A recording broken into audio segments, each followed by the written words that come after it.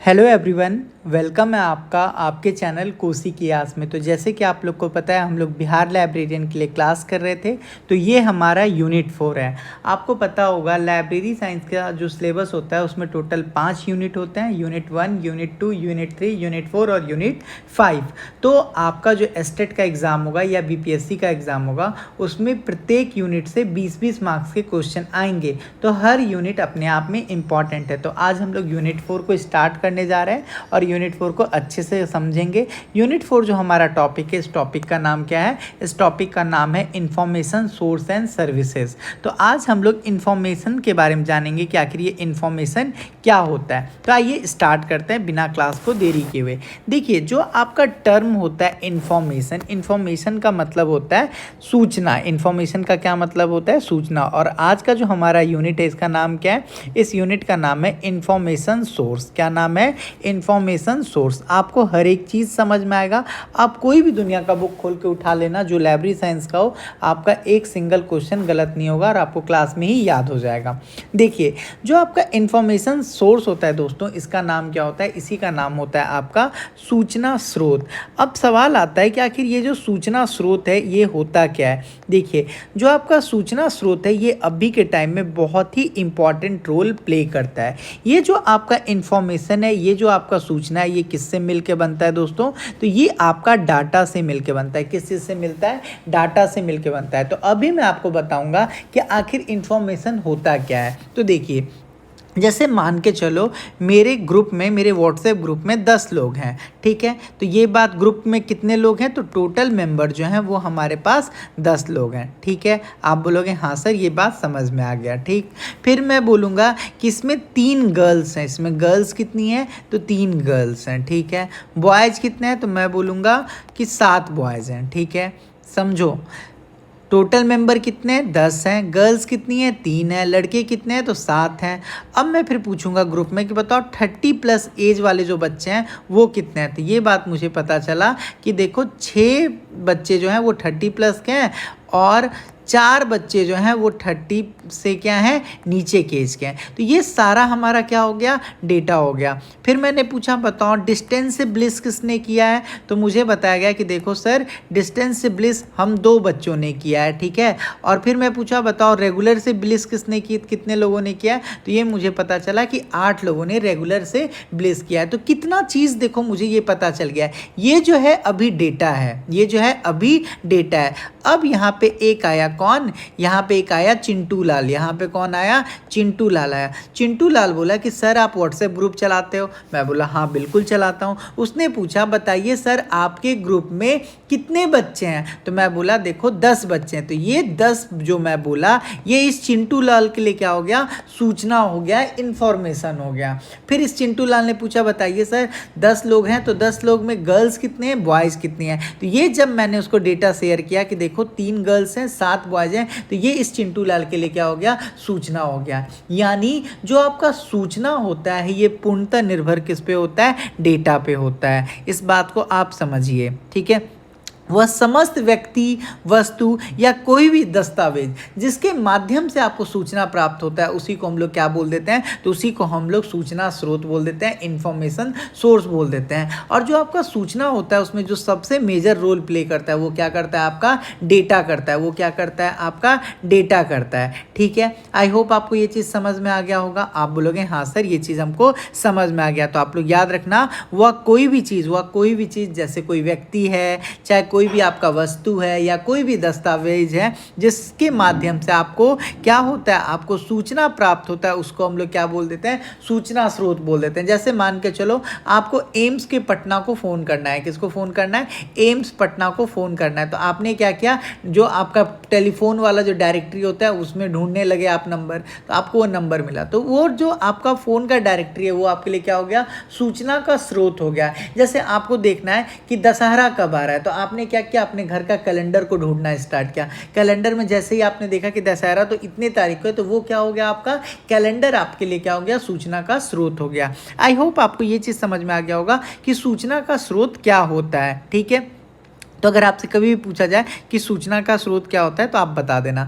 आपसे एक एग्ज़ाम में बहुत बार क्वेश्चन पूछा जाता है कि बताओ जो सूचना है, जो आपका इन्फॉर्मेशन सोर्स है, वो आपका विज्ञान में ज़्यादा तरक्की करता है या आपका सोशल साइंस यानी सामाजिक विज्ञान में ज़्यादा डेवलप करता है। तो आप लोग बोल देना कि देखो सर, जो हमारा इन्फॉर्मेशन है, जो हमारा सूचना है, वो प्रत्येक 5 साल के आसपास में साइंस में क्या करता है, तेज़ी से ग्रो होता है, क्योंकि साइंस में बहुत ही ज़्यादा रिसर्च होते रहता है और साइंस में बहुत सारा ऐसा चीज़ है जो हम लोगों को अभी नहीं पता है। इस वजह से क्या होता है, उसमें रिसर्च बहुत तेज़ गति से होता है। जैसे कि अभी के टाइम में हम लोग देखते हैं कि 5G पे आ गए हैं, कल को कुछ दिन बाद 6G पे आ जाएंगे, कुछ दिन बाद 7G पे आ जाएंगे। तो आप समझिए आज हम लोग ऑनलाइन क्लास कर पा रहे हैं। तो ये क्यों हो रहा है? क्योंकि जो हमारा इन्फॉर्मेशन है, जो हमारा सूचना है, रिसर्च हो रहा है, रिसर्च से हमारे लोगों के पास वो सूचना आ रहा है, वो इन्फॉर्मेशन आ रहा है और हम लोग उस चीज़ के लिए क्या कर रहे हैं, काम कर पा रहे हैं। तो जो आपका साइंस होता है, अगर आपसे कभी भी पूछा जाए कि जो साइंस होता है इसके अंदर सूचना अपडेट कितने दिनों के अंदर हो जाता है, तो आप लोग बोल देना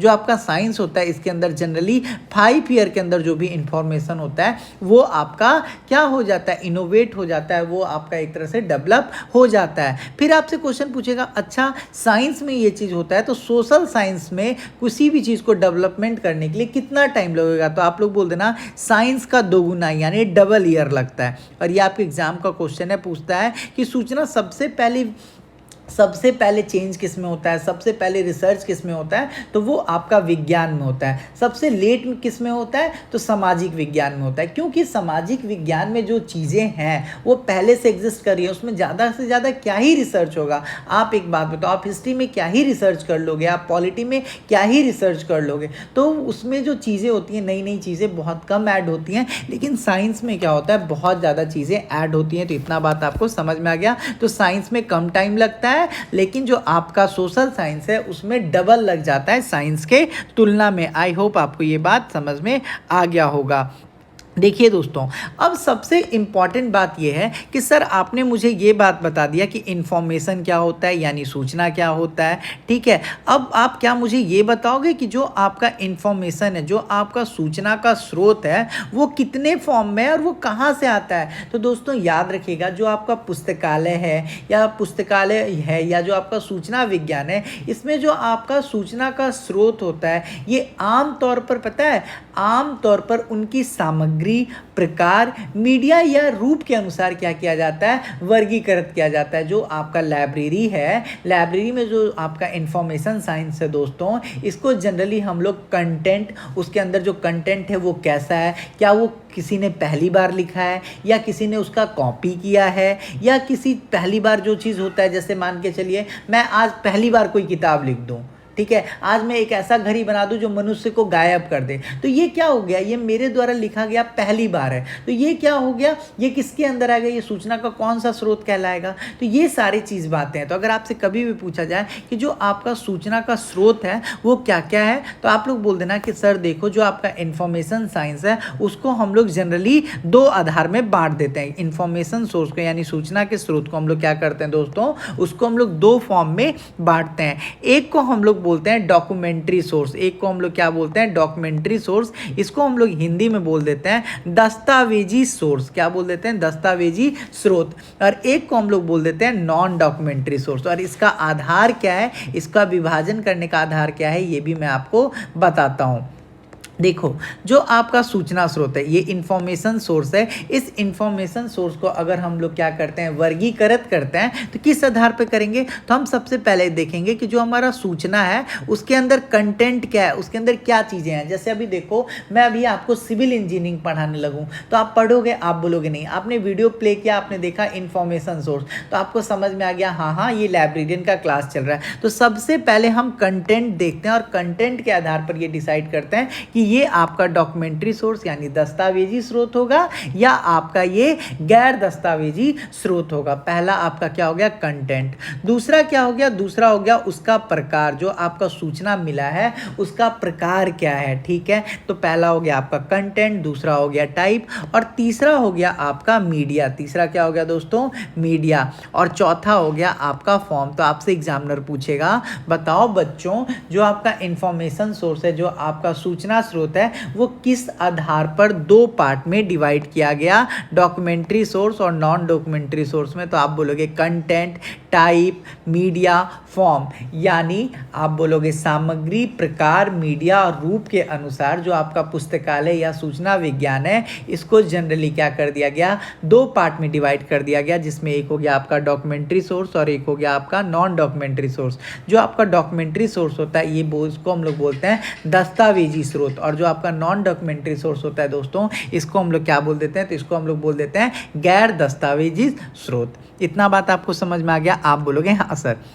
अब सवाल आता है कि आखिर ये जो आपका डॉक्यूमेंट्री सोर्स है ये क्या होता है। ध्यान से अच्छे से समझो, यूथ पब्लिकेशन का बुक बनाना, एक एक सिंगल क्वेश्चन नहीं बना तो बोलना आके मुझे। देखो दोस्तों, जो आपका डॉक्यूमेंट्री सोर्स होता है वो क्या होता है, यानी जो आपका दस्तावेजी सोर्स होता है वो क्या होता है। तो सबसे पहला बात अपने कान में डाल लो, जो आपका डॉक्यूमेंट्री सोर्स होता है वो रिटन होता है। जो आपका डॉक्यूमेंट्री सोर्स होता है रिटन होता है, यानी कह सकते हो रिकॉर्डेड होता है। इसका हमारे पास कुछ ना कुछ प्रूफ मिलेगा, ऐसा नहीं है कि हवा में बात किया जा रहा है, उसका प्रूफ मिलेगा। जो जितना भी आपका डॉक्यूमेंट्री सोर्स होता है वो क्या होता है, आपका रिटन फॉर्म में होता है, रिकॉर्डेड फॉर्म में होता है। ठीक है, जो भी ऑल डॉक्यूमेंट और written literature written by man during his life time are called documentary source. जैसे मान के चलो अभी मैंने कोई फॉर्मूला का बुक लिख दिया, तो मैंने उस लिखा तो वो क्या हो जाएगा, आपका डॉक्यूमेंट्री सोर्स हो जाएगा। मैंने कोई कहानी लिखा, वो कहानी क्या हो जाएगा, आपका डॉक्यूमेंट्री सोर्स। वैसा कोई भी सोर्स जिसको किसी मनुष्य ने अपने जीवन काल में लिखा है वो आपका क्या कहलाता है, तो वो आपका दस्तावेजी स्रोत कहलाता है। तो इस बात को आप लोग ध्यान रखिएगा। आप इस बात को ऐसे भी समझ सकते हो, डॉक्यूमेंट्री सोर्स में सूचना का जब कभी भी आप क्या करते हो, रिकॉर्ड करते हो। जैसे मैंने बोला हेलो, आपने क्या किया, इसको रिकॉर्ड कर लिया। मैंने ये बोला कि जो आपका लाइब्रेरी साइंस है, जिस बच्चों को लाइब्रेरियन बनना है उसको 30% मार्क्स लाना होगा तो वो लाइब्रेरियन बन जाएंगे। तो ये मैंने आपको क्या दिया, एक सूचना दिया। तो अगर आप इसको रिकॉर्ड नहीं करते हो तो ये सूचना नहीं बनता है, लेकिन जैसे ही आपने इसको क्या कर लिया, रिकॉर्ड बना लिया, तो ये आपका एक स्रोत हो जाएगा। कल को आप इसको प्रूफ के तौर पर यूज कर सकते हो। तो जब कभी भी आप सूचना को क्या करते हो, रिकॉर्ड करते हो, ठीक है, उसके सामग्री या रूप के रूप में, ठीक है, तो इसी को हम लोग क्या बोल देते हैं, तो इसी को हम लोग दस्तावेजी स्रोत बोल देते हैं। अब सवाल आता है कि जो आपका डॉक्यूमेंट्री सोर्स है या दस्तावेजी स्रोत होता है ये इसके अंदर आता क्या क्या है। तो जैसे जितने भी आपके क्या है, पुस्तकें हैं, पत्रिकाएं हैं, पांडुलिपियां हैं, वीडियो टेप है, कंप्यूटर का फाइल है, डाटाबेस है, पेटेंट है, सीडी रोम है, रिकॉर्डिंग है, वीडियो रिकॉर्डिंग है, ये सारा का सारा आपका डॉक्यूमेंट्री सोर्स। सिंपल शब्दों में समझे, या तो वो छपा हुआ होना चाहिए, ध्यान से सुनो, अगर वो छपा हुआ है, रिकॉर्डेड है, कैसेट के अंदर है, पेन ड्राइव के अंदर है, तो ये सारा आपका क्या हो जाएगा, दस्तावेजी स्रोत हो गया होगा। वैसा स्रोत जिसको रिकॉर्ड किया गया वो क्या हो गया, आपका डॉक्यूमेंट्री सोर्स हो गया। एग्जाम्पल मैं बता देता हूँ, एग्जाम में डायरेक्ट क्वेश्चन आता है। जैसे हिंदी में, इंग्लिश में मैं लिखता हूँ, जैसे पीरियोडिकल्स, जैसे क्या हो गया, पीरियोडिकल्स आपसे पूछेगा कि कैसा सोर्स है, तो आप लोग बोल देना कि सर देखो जो आपका पीरियोडिकल्स है ये आपका डॉक्यूमेंट्री सोर्स यानी दस्तावेजी स्रोत है। ठीक है, हिंदी वालों के लिए भी बताऊंगा। जैसे आपका मैगजीन, ये कैसा स्रोत है, तो आप लोग बोल देना डॉक्यूमेंट्री स्क्रिप्ट है। मैन्युस्क्रिप्ट, क्यों, क्योंकि आप सारे लोग जानते हो ये सबको लिखा गया है, ये सबको क्या किया गया है, बनाया गया है। मैन्युस्क्रिप्ट भी क्या है, आपका डॉक्यूमेंट्री सोर्स है। जो आपका वीडियो टेप है ये भी क्या है, सूचना का एक रिकॉर्डेड फॉर्म है, तो ये भी आपका डॉक्यूमेंट्री सोर्स है। जो कंप्यूटर का फाइल्स होता है वो भी क्या है, आपका डॉक्यूमेंट्री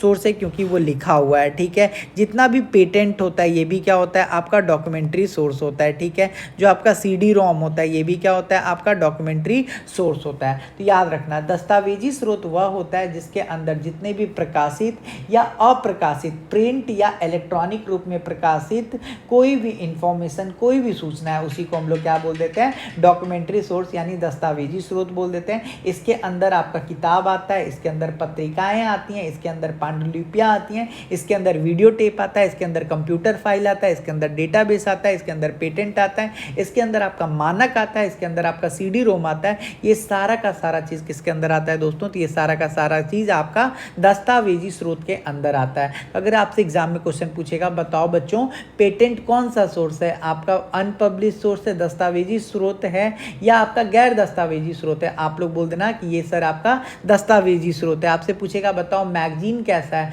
तो आप लोग बोल दोगे कि देखो सर जो आपका मैगजीन है ये आपका दस्तावेजी स्रोत है। आपसे पूछेगा पीरियोडिकल्स क्या है सर, तो आप लोग बोल देना देखो सर पीरियोडिकल जो है ये भी आपका दस्तावेजी स्रोत है। ठीक है, समझ में आ गया। अब हम लोग बात करते हैं नॉन डॉक्यूमेंट्री सोर्स के बारे में। किसमें बारे में बात करते हैं? नॉन डॉक्यूमेंट्री सोर्स के बारे में। ठीक है, देखिए जैसा नाम बता रहा है वैसा स्रोत जिसका कोई भी रिकॉर्डेड फॉर्म अवेलेबल ना हो, वैसा स्रोत जिसका कोई भी रिकॉर्डेड फॉर्म अवेलेबल नहीं हो, उसी को हम लोग क्या बोलते हैं? नॉन डॉक्यूमेंट्री सोर्स बोलते हैं। जैसे देखो यहाँ पे क्या था, रिटन होना चाहिए या लिखा हुआ हो, रिटन होना चाहिए, लिखा हुआ होना चाहिए या बोला हुआ होना चाहिए या उसका वीडियो होना चाहिए। लेकिन जो आपका नॉन डॉक्यूमेंट्री सोर्स है वो क्या कहता है कि मेरे को रिकॉर्डेड नहीं चाहिए। जो आपका गैर दस्तावेजी स्रोत होता है ये लिखा हुआ नहीं होता है। ठीक है, जो आपका नॉन डॉक्यूमेंट्री सोर्स होता है आखिर वो किस पे बेस्ड होता है? तो वो आपके व्यूइंग पे, यानी आंख से देखा हुआ बात, आंख से देखा हुआ बात या सुना हुआ बात के आधार पर ही आपका क्या होता है?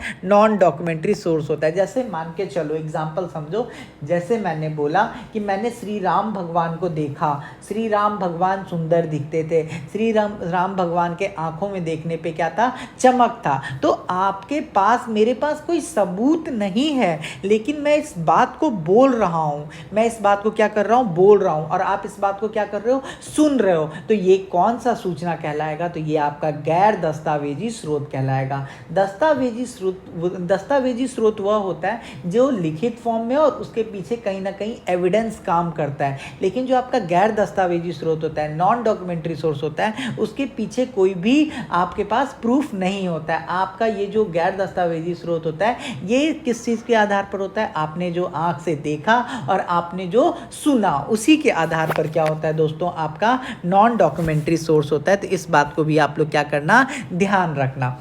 अब हम लोग बात करते हैं कि नॉन डॉक्यूमेंट्री सोर्स का एग्जाम्पल क्या क्या होगा सर। तो याद रखिए, जैसे कि आप मान के चलिए जो आपका प्रिंट मीडिया होता है, जो आपका प्रिंट मीडिया होता है ये क्या होता है? आपका गैर प्रमाणित स्रोत होता है। प्रिंट मीडिया हो गया, या जो आपका इंटरनेट होता है, इंटरनेट में जो आप लोग इंस्टाग्राम वगैरह पर जो न्यूज़ देखते हो, तो इसका कोई प्रूफ, इसका कोई साक्ष्य थोड़ी है कि वो सही इन्फॉर्मेशन दे रहे हैं या गलत दे रहे हैं। या आपका इंटरनेट पर जो आपको कंसल्टेंट मिलता है, सलाहकार मिलता है, जो आपको बोलता है कि हम आपको नौकरी लगवा देंगे, हम आपको कैरियर में गाइड करेंगे, ऐसे पढ़ाई कीजिए, तो ये क्या है? ये आपका नॉन डॉक्यूमेंट्री सोर्स है। ये आपका क्या है? गैर दस्तावेजी स्रोत होता है। जितने भी ह्यूमन ऑर्गेनाइजेशंस होते हैं जो ह्यूमंस के लिए काम करते हैं, ये भी क्या है? ये भी आपका गैर दस्तावेजी स्रोत होता है। आपका क्या?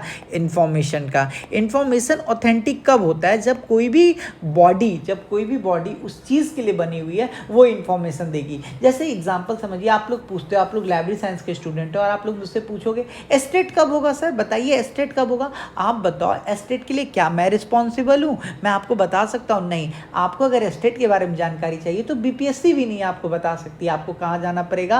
आपको जाना पड़ेगा बीएसईबी बोर्ड, ठीक है, जो आपका बिहार स्टेट एग्जामिनेशन बोर्ड है, ठीक है, जो 10th और 12th कंडक्ट करवाती है, वो आपको बता सकती है कि आपका एस्टेट का पेपर कब होगा। ठीक है, ये चीज़ आपको समझ में आ गया। तो यही बात कहता है कि नॉन डॉक्यूमेंट्री सोर्स यानी गैर दस्तावेजी स्रोत होता है, ये एक ऐसा स्रोत होता है जो क्या होता है? किसी भी रूप में दर्ज नहीं होता है, कोई भी लिखित फॉर्म में नहीं होता है। जो आपका गैर दस्तावेजी स्रोत होता है, इसका एग्जाम्पल जैसे मानव संगठन, प्रिंट मीडिया, इंटरनेट, ठीक है, जो आपका तकनीकी गेट कीपर होता है, सलाहकार होता है, ये सारा का सारा आपका किसके अंदर होता है दोस्तों? नॉन डॉक्यूमेंट्री सोर्स के अंदर आता है। अब आइए मैं एक बार आपको रिवीजन करवा दूं। आज का जो हम लोग का क्लास चल रहा है, यानी आज का हमारा यूनिट 4 चल रहा है और हमने स्टार्ट किया था इंफॉर्मेशन सोर्स से। इंफॉर्मेशन सोर्स वही होता है, मैंने आपको बताया, जब आप डेटा को प्रोसेस करते हो, डेटा को प्रोसेस करने के बाद जो आपको सूचना प्राप्त होता है उसी को हम लोग इन्फॉर्मेशन सोर्स बोल देते हैं। जो आपका इन्फॉर्मेशन सोर्स होता है, अगर आपको कोई किसी भी इंसान से सूचना मिल रहा है,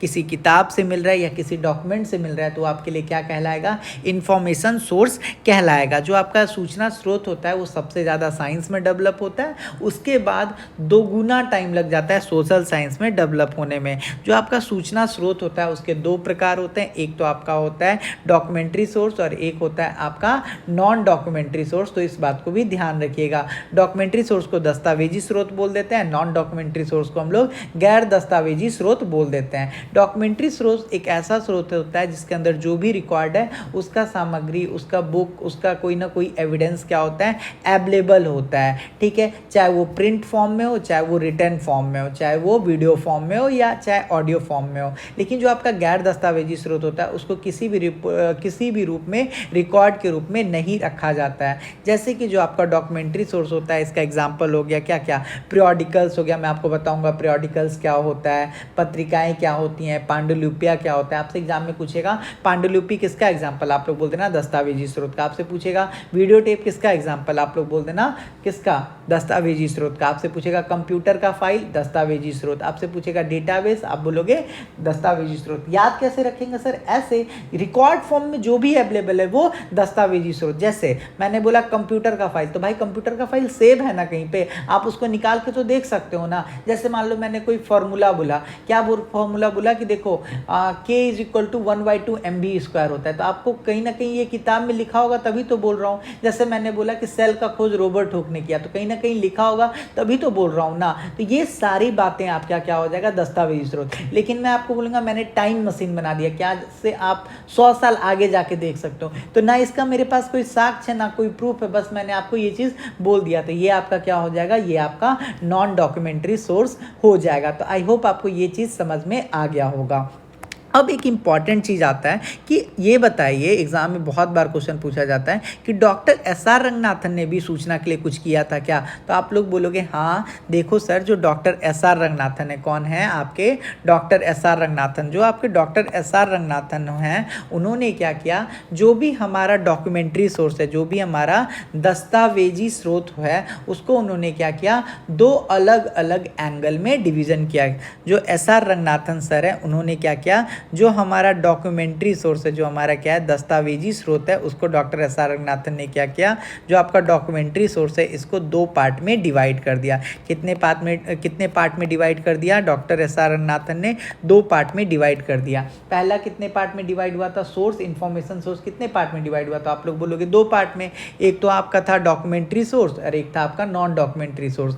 अब आपको समझना है कि SR रंगनाथन ने डॉक्यूमेंट्री सोर्स को कितने पार्ट में डिवाइड किया। तो आप लोग बोल देना SR रंगनाथन सर ने, डॉक्टर SR रंगनाथन सर ने जो आपका डॉक्यूमेंट्री सोर्स है यानी जो आपका दस्तावेजी स्रोत है उसको क्या किया, 2 पार्ट में डिवाइड कर दिया। जो आपका पहला पार्ट था इसको हम लोग बोलते हैं विचार सामग्री की मात्रा में, यानी वॉल्यूम ऑफ थॉट कंटेंट। क्या हो जाएगा, वॉल्यूम ऑफ थॉट कंटेंट। आपसे पूछेगा वॉल्यूम ऑफ थॉट कंटेंट जो है ये किसने दिया, तो आप लोग बोल देना डॉक्टर SR रंगनाथन ने। विचार सामग्री की मात्रा जो है ये किसने दिया, तो ये डॉक्टर SR रंगनाथन ने दिया। फिर अगर आपसे कभी भी पूछा जाए रिकॉर्डिंग मीडिया, जो आपका वीडियो ऑडियो होता है, रिकॉर्डिंग मीडिया, या अगर कोई भी फिजिकल कैरेक्टरिस्टिक्स है डॉक्यूमेंट का, या कोई भी फिजिकल कैरेक्टरिस्टिक्स है किसका, डॉक्यूमेंट का, तो वो किसने बांटा, तो वो भी आपका डॉक्टर SR रंगनाथन ने ही बांटा। यानी जो आपका डॉक्यूमेंट्री सोर्स है उसको 2 बेसिस पे बांट दिया। एक तो जो आपका वॉल्यूम ऑफ थॉट कंटेंट है उसके आधार पर, और एक आपका जो भी दस्तावेज है, मीडिया या भौतिक विशेषताओं का जो रिकॉर्ड है उसके आधार पर इन्होंने क्या किया, डिवाइड कर दिया। तो एक तो हो गया वॉल्यूम ऑफ थॉट कंटेंट और एक हो गया आपका रिकॉर्डिंग मीडिया और फिजिकल कैरेक्टरिस्टिक्स ऑफ डॉक्यूमेंट। तो अब देखिए एग्जाम में क्वेश्चन क्या क्या आएगा। एग्जाम में क्वेश्चन आएगा कि डॉक्टर SR रंगनाथन ने जो आपका डॉक्यूमेंट्री सोर्स था इन्फॉर्मेशन का उसको कितने पार्ट में डिवाइड किया, तो आप लोग बोल देना 2 पार्ट में डिवाइड किया। क्या क्या, तो आप लोग बोल देना वॉल्यूम ऑफ थॉट कंटेंट यानी विचार सामग्री की मात्रा, और अगर आपसे दूसरा पूछा है तो आप लोग बोल देना रिकॉर्डिंग मीडिया और फिजिकल कैरेक्टरिस्टिक्स ऑफ डॉक्यूमेंट यानी दस्तावेजों की मीडिया या भौतिक विशेषताओं के रिकॉर्ड करके। तो आई होप आपको ये चीज़ समझ में आ गया होगा। तो अगर आपसे कभी भी पूछा जाए डॉक्टर SR रंगनाथन ने इन्फॉर्मेशन सोर्स को कितने पार्ट में डिवाइड किया था, तो आप लोग बोल देना 2 पार्ट में डिवाइड किया था। क्लियर हो गया ये बात, आप बोलोगे हाँ सर ये चीज़ क्लियर हो गया। अब देखिए जो आपका वॉल्यूम ऑफ थॉट कंटेंट था यानी विचार सामग्री की जो मात्रा था, इसको भी डॉक्टर SR रंगनाथन फिर से डिवाइड करते हैं और इसको 2 पार्ट में डिवाइड करते हैं। कैसे कैसे, एक को हम लोग बोलते हैं मैक्रो डॉक्यूमेंट, और एक को हम लोग क्या बोलते हैं, और एक को हम लोग बोल देते हैं माइक्रो डॉक्यूमेंट। एक को हम लोग बोल देते हैं मैक्रो डॉक्यूमेंट और एक को हम लोग क्या बोल देते हैं, तो एक को हम लोग बोल देते हैं माइक्रो और एक को हम लोग बोल देते हैं माइक्रो, ठीक है, माइक्रो डॉक्यूमेंट। यानी डॉक्टर एस.आर. रंगनाथन ने जो आपका नेम ऑफ थॉट कंटेंट था इसको दो पार्ट में डिवाइड करने का काम किया। एक तो हो गया माइक्रो डॉक्यूमेंट और एक हो गया आपका माइक्रो डॉक्यूमेंट। मैक्रो डॉक्यूमेंट वह हो गया जिसके अंदर जैसे कि आपका थेसिस या शोध रिसर्च वगैरह होता है वो आपका क्या होता है माइक्रो डॉक्यूमेंट के अंदर आता है। यानी जो बड़ा है, बड़ा फील्ड का जितना भी आपका सूचना है वो किसके अंदर आएगा, मैक्रो डॉक्यूमेंट के अंदर आएगा। जैसे कि आपका किताब हो गया, जैसे कि आपका थेसिस हो गया, जैसे कि आपका मोनोग्राफ हो गया। लेकिन जो आपका माइक्रो डॉक्यूमेंट होता है इसके अंदर क्या आएगा, जैसे छोटा छोटा लेख वगैरह नहीं होता है, जैसे आप डालोगे नेट पे, आप नेट पे डालोगे कि मनाली कैसे जाए, तो ये जो आर्टिकल है ये किसके अंदर आएगा, आपका माइक्रो डॉक्यूमेंट के अंदर आएगा। लेकिन जैसे आपका क्या क्या हो गया, जैसे आपका कोई भी थेसिस है, आप रिसर्च कर रहे हो, आप कोई फॉर्मूला बना रहे हो, तो वो किसके अंदर आएगा, माइक्रो डॉक्यूमेंट के अंदर आएगा। तो आई होप आपको ये भी समझ में आ गया होगा मैक्रो डॉक्यूमेंट क्या होता है, माइक्रो डॉक्यूमेंट क्या होता है। माइक्रो डॉक्यूमेंट वह होता है जो छोटे चीज़ पे बनता है, जैसे कि आर्टिकल हो गया, आपका जनरल हो गया। लेकिन जो आपका मैक्रो डॉक्यूमेंट होता है वो बड़े चीज़ पे बनता है, जैसे कि आपका किताब हो गया, मोनोग्राफ हो गया, आपने जो थेसिस जमा किया वो सब हो गया। आई होप आपको ये चीज़ समझ में आ गया होगा। आप बोलोगे हाँ सर ये चीज़ हम लोग को समझ में आ गया। अब देखिए जो सबसे इम्पॉर्टेंट बात है वो ये है कि जो अब आपका इन्फॉर्मेशन है वो कितने टाइप का होता है। तो देखो मैं आपको एक चीज़ क्लियर कर देता हूँ। अभी जो हम लोग का इन्फॉर्मेशन है, जो इन्फॉर्मेशन का टाइप है, ठीक है, अगर हम लोग बात करते हैं इन्फॉर्मेशन के टाइप के बारे में, तो जो आपका इन्फॉर्मेशन का टाइप है वो हमारा दो है, जो कि मैंने आपको बता दिया। कौन कौन सा, तो एक तो हो गया आपका डॉक्यूमेंट्री सोर्स, एक क्या हो गया आपका डॉक्यूमेंट्री सोर्स, जिसको हम लोग दस्तावेजी सोर्स भी बोल देते हैं, ठीक है। और दूसरा क्या मेरा हो गया, तो दूसरा हो गया दोस्तों मेरा नॉन डॉक्यूमेंट्री सोर्स। दूसरा क्या हो गया हमारा, नॉन डॉक्यूमेंट्री सोर्स। क्लियर। अब देखिए जो आपका डॉक्यूमेंट्री सोर्स होता है इसको क्या किया गया है, तीन पार्ट में डिवाइड किया गया है। कौन कौन सा, तो एक हो गया आपका प्राइमरी सोर्स, एक क्या हो गया आपका, एक हो गया आपका प्राइमरी सोर्स यानी प्राथमिक स्रोत, एक हो गया आपका सेकेंडरी सोर्स, एक क्या हो गया दोस्तों आपका सेकेंडरी सोर्स, जिसको हम लोग क्या बोलते हैं, द्वितीयक स्रोत। क्या बोलते हैं, द्वितीयक स्रोत। और तीसरा हो गया आपका टर्सरी सोर्स। क्या हो गया आपका तीसरा, टर्सरी सोर्स। जो आपका टर्सरी सोर्स होता है दोस्तों इसको हम लोग क्या बोल देते हैं, तृतीयक स्रोत बोल देते हैं। क्या बोल देते हैं, तृतीयक स्रोत बोल देते हैं, यानी थर्ड स्रोत बोल देते हैं, ठीक है। बात करते हैं नॉन डॉक्यूमेंट्री सोर्स के बारे में। किस चीज़ के बारे में, नॉन डॉक्यूमेंट्री सोर्स के बारे में। तो इसको भी क्या किया गया है, दो पार्ट में डिवाइड किया गया है। फॉर्मल सोर्स, क्या बोलते हैं, औपचारिक स्रोत, फॉर्मल सोर्स, और दूसरा हम लोग बोलते हैं इनफॉर्मल सोर्स। क्या बोलते हैं, इनफॉर्मल सोर्स यानी अनौपचारिक सोर्स के अनौपचारिक स्रोत। तो हमारे पास जो सूचना था, सूचना का दो प्रकार हो गया, डॉक्यूमेंट्री सोर्स यानी आपका जो क्या होता है, इसको हम लोग ट्रेल लिखिए स्रोत भी बोल देते हैं, और नॉन डॉक्यूमेंट्री सोर्स, ठीक है। तो आई होप आपको ये चीज़ समझ में आ गया होगा कि हमारा जो सूचना है उसका कितना टाइप है। तो सूचना जो है उसको हमने दो पार्ट में क्या कर दिया है, डिवाइड कर दिया है। एक तो हो गया आपका दस्तावेजी स्रोत और एक हो गया आपका गैर दस्तावेजी स्रोत। अब जो आपका डॉक्यूमेंट्री सोर्स था इसको भी हमने दो पार्ट में डिवाइड किया। क्या क्या बोला, प्राइमरी सोर्स यानी प्राथमिक स्रोत, सेकेंडरी सोर्स यानी द्वितीयक स्रोत, और टर्सरी सोर्स यानी तृतीयक स्रोत। और जो आपका नॉन डॉक्यूमेंट्री सोर्स है ये क्या हो गया, इसको भी हमने दो पार्ट में डिवाइड किया, औपचारिक स्रोत और आपका अनौपचारिक स्रोत। तो इतना बात आपको समझ में आ गया होगा। अब जो यहाँ पे याद रखने वाला बात है वो याद रखना, आपसे एग्जामिनर क्वेश्चन पूछता है कि जो आपका डॉक्यूमेंट्री सोर्स है, जो आपका डॉक्यूमेंट्री सोर्स है उसमें वो कौन व्यक्ति है जिसने आपका इंफॉर्मेशन सोर्स को क्या किया, डॉक्यूमेंट्री सोर्स को क्या किया, दो पार्ट में डिवाइड करने का काम किया। तो आप लोग याद रखना कि जो आपका हैंसन है, जो कौन है आपका हैंसन है, उन्होंने 1971 में जो आपका हैंसन है, हैंसन ने क्या किया था, जो आपका CW हैंसन, याद रखिएगा नाम क्या हो जाएगा इनका, CW हैंसन। जो आपका CW हैंसन है ये 1971 में क्या किए थे, जो भी आपके दस्तावेजी स्रोत होते हैं उसको दो पार्ट में डिवाइड करने का काम किए थे। कौन, CV हैंसन। आपसे एग्जाम में क्वेश्चन पूछेगा, बताओ बच्चों डॉक्यूमेंट्री सोर्स यानी दस्तावेजी स्रोत को दो पार्ट में डिवाइड करने का काम किसने किया, प्राइमरी सोर्स और सेकेंडरी सोर्स में। तो आप लोग बोल देना CV हैंसन। कब, कौन, किसने किया, CV हैंसन ने किया। कब किया, तो CV हैंसन ने 1971 में दो पार्ट में डिवाइड करने का काम किया, ठीक है। क्लियर हो गया। फिर एग्जाम में क्वेश्चन पूछेगा बताओ 3 पार्ट में डिवाइड करने का काम किसने किया, प्राइमरी सोर्स, सेकेंडरी सोर्स और आपका टर्सरी सोर्स, यानी 3 पार्ट में डिवाइड करने का किसने काम किया, तो आप लोग याद रखना डेनिस ग्रोगन। कौन हो जाएगा आपका, Dennis Grogan. Dennis Grogan, Dennis Grogan कब किए, तो याद रखिएगा 1982 में। जो आपका प्राइमरी सोर्स है, जो आपका डॉक्यूमेंट्री सोर्स है, इसको 3 पार्ट में डिवाइड किए, प्राइमरी, सेकेंडरी और टर्सरी। तो अगर आपसे एग्जाम में कभी भी 2 पार्ट पूछे कि बताओ जो आपका दस्तावेजी स्रोत है उसको 2 पार्ट में डिवाइड करने का काम किसने किया, तो सीवी हैंसन। अगर आपसे कभी पूछा जाए कि बताओ 3 पार्ट में डिवाइड करने का काम किसने किया, तो आप लोग बोल देना डेनिस ग्रोगन। क्या हो जाएगा आपका राइट आंसर, डेनिस ग्रोगन। तो अब मैं आपको ऊपर से नीचे तक रिवीजन करवा देता हूँ और अभी आप लोग क्लास छोड़ के मत जाना, आपको हर एक चीज़ समझ में आएगा। देखिए दोस्तों, जो आपका इन्फॉर्मेशन सोर्स है उसी को हमने क्या बोला, सूचना स्रोत बोला। जो आपका सूचना स्रोत होता है वो साइंस में ज़्यादा डेवलप होता है और सोशल साइंस में टाइम ज़्यादा लग जाता है। कितना टाइम, तो डायरेक्ट 2 गुना। साइंस में अगर 5 साल लग रहा है तो आपका सोशल साइंस में 2 गुना लग रहा है, यानी 10 साल लगेगा। जो आपका सूचना का स्रोत होता है उसको हमने 2 पार्ट में डिवाइड किया कि हमारे पास जो सूचना है वो 2 प्रकार से हमारे पास आता है। कैसे आता है, तो हमने ये बोला कि डॉक्यूमेंट्री सोर्स के रूप में आता है और non documentary source. Documentary source को हमने बोला दस्तावेजी स्रोत और नॉन डॉक्यूमेंट्री सोर्स को हमने बोला गैर दस्तावेजी स्रोत। डॉक्यूमेंट्री सोर्स को हमने ये बोला कि सूचना, जब कभी भी आप सूचना को क्या करते हो, रिकॉर्ड करते हो, लिखते हो, तो उसको हम लोग क्या बोल देते हैं, दस्तावेजी स्रोत बोल देते हैं। इसका एग्जांपल जैसे हमने दिया, पत्रिका हो गया, पांडुलिपि हो गया, वीडियो टेप हो गया, कंप्यूटर का फाइल हो गया, डेटाबेस हो गया, रिसर्च स्कॉलर का जो पेटेंट वगैरह होता है, ये CD रोम हो गया, रिकॉर्डिंग हो गया, चिप हो गया, ये सारा आपका दस्तावेजी स्रोत है क्योंकि ये रिकॉर्ड फॉर्म में है अवेलेबल। और गैर दस्तावेजी स्रोत में हमने ये बोला जैसे कि आपका वैसा चीज़ जो कभी भी दर्ज नहीं किया गया, जो कभी भी लिखा नहीं गया, जो केवल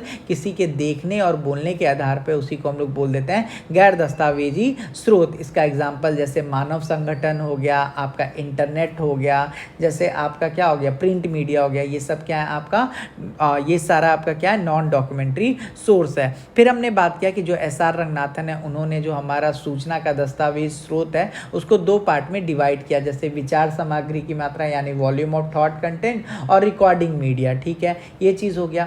फिर हमने यहाँ पे सबसे इंपॉर्टेंट चीज़ ये हमने बात किया कि आखिर ये बताया जाए कि जो आपका सूचना यानी जो आपका सूचना का प्रकार है वो कैसे कैसे होगा। तो फिर हमने बोला कि देखो जो आपका सूचना का प्रकार होगा उसको हमने ये बोला कि सूचना के प्रकार में आपका 2 आएगा, एक तो आपका डॉक्यूमेंट्री सोर्स आएगा और एक आपका नॉन डॉक्यूमेंट्री सोर्स, यानी आपका एक लिखा हुआ और एक आपका सुना और देखा हुआ। ठीक है, फिर हमने क्या किया, डॉक्यूमेंट्री सोर्स को क्या किया, 3 पार्ट में डिवाइड किया। तो आपसे एग्जामिनर पूछेगा 2 पार्ट में किसने डिवाइड किया, तो आप लोग बोल देना 2 पार्ट में CW हैंसन ने डिवाइड किया 1971 में। जब CW 2 पार्ट में डिवाइड कर दिए, प्राइमरी सोर्स और सेकेंडरी सोर्स, तो फिर उसके बाद डेनिस ग्रोगन आते हैं 1982 में और वो बोलते हैं कि केवल और केवल इंफॉर्मेशन यानी सूचना स्रोत 2 पार्ट में डिवाइड नहीं होगा, ये 3 पार्ट में होगा। कौन कौन सा, तो प्राइमरी यानी प्राथमिक स्रोत, सेकेंडरी यानी द्वितीयक स्रोत और थर्ड यानी टर्सरी तृतीयक स्रोत। तो इस प्रकार से इन्होंने क्या किया, हमारा जो डॉक्यूमेंट्री सोर्सेज था उसको 3 पार्ट में डिवाइड कर दिया। तो 2 पार्ट में किसने, CW हैंसन, 3 पार्ट में किसने, तो डेनिस ग्रोगन। अब हम लोग आइए हम लोग पढ़ते हैं प्राइमरी इंफॉर्मेशन सोर्स, और ये हम लोग कब पढ़ेंगे, तो ये हम लोग नेक्स्ट क्लास में पढ़ेंगे। नेक्स्ट क्लास में मैं आपको बताऊंगा प्राइमरी इंफॉर्मेशन सोर्स क्या होता है, फिर उसके बाद जो नेक्स्ट वीडियो आएगा उसमें हम लोग पढ़ेंगे सेकेंडरी इंफॉर्मेशन सोर्स क्या होता है, और उसका नेक्स्ट वीडियो जो आएगा उसमें हम लोग पढ़ेंगे कि आपका टर्सरी इंफॉर्मेशन सोर्स क्या होता है और उसके एग्जाम्पल को भी अच्छे से समझेंगे। तो अगर अभी तक आप चैनल पर नहीं हो तो चैनल को लाइक कर देना, सब्सक्राइब कर लेना, ताकि आपको आने वाला लाइव अपडेट जल्द से जल्द मिलता रहे।